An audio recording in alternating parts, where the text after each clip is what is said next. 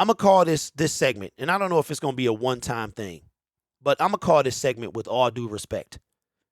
With all due respect is a new segment that I created right now. And I'm going to say this to Lions fans. And just so you know, we like a clean chat, y'all. We got a lot of people watching. Might have some sponsors watching. Maybe they like what we doing. Just keep it clean. That's what I ask. This ain't Wilbur Sports. But with all due respect, we need to win games. We need to get rid of the loser mindset. The SOL, I understand SOL. I really, really do. It is ingrained in us. It has been around for decades. It's hard to shake. It really is. It's hard to say that it is dead. It is. I'm not going to be the guy to say that it's not easy. Of course it's easy. If you have a habit, if you're doing something over and over and over, and then you have to stop doing it, it's going to be, if you smoke, it's going to be hard to stop smoking. It's not easy.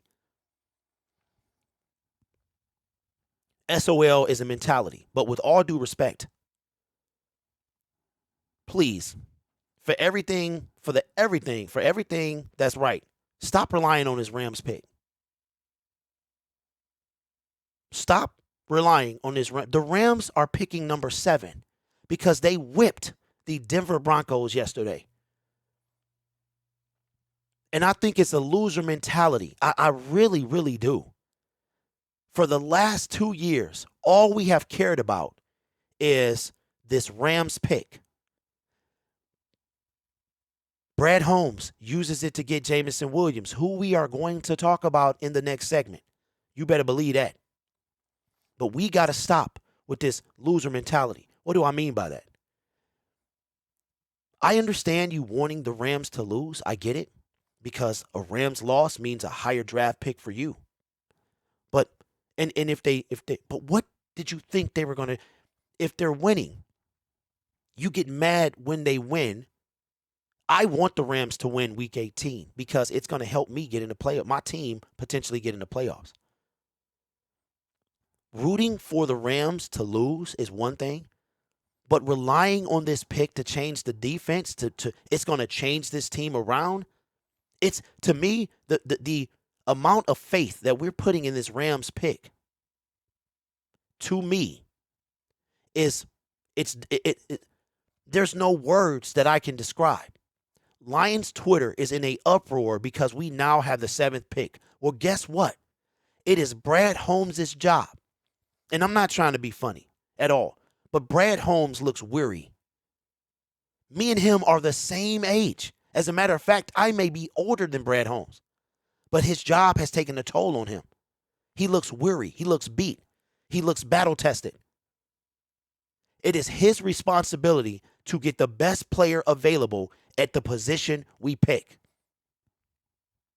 Can we not forget that Penei Sewell was pick number 7? With all due respect, let that Rams pick go. That Rams pick is one man who will disappear after this year. Will he be a difference maker? We don't know. The Rams came out with Baker Mayfield and destroyed the Denver Broncos. And like our coach, you think our coach is saying, man, that's messed up. According to the Dan Campbell that I saw on the podium Saturday afternoon, he's like, that's what he said. You love this type of stuff if you're a competitor. You think he thinks the Rams is, man, they came out and mollywopped the Denver Broncos. And in doing so, we lost 4 spots. I'm sorry, 3. 3 spots. We pick number 7 now. Get over it. Get over it. Get over it. Because guess what? On April 28th, 29th, whatever it is, and you hear this right here, it's over. The connection is over. You can let it go until the next trade happens. So with all due respect, Lions fans, be better. We're so used to losing that we are relying on this pick from the LA Rams to change the defense. It's just going to make the team better. I remember last year, I was talking and having a conversation with some individuals, and they were telling me how one man was not going to make a difference. We need to get our priorities in order, which is making this team better the best way possible. Can that happen? Would that be better if the Rams got a higher pick? Probably. But I don't see nobody complaining about Sauce Gardner. He was picked after Hutch. He was picked after Walker. Ain't nobody complaining about Sauce. I don't see nobody complaining about Penei Sewell, and he was the 7th pick. I don't see nobody complaining about TJ Hockenson in Minnesota. He was the 8th pick. If you want Anderson, I get it. If you want Carter, I get it. There's other people out there. They may not be to their level, but they're difference makers.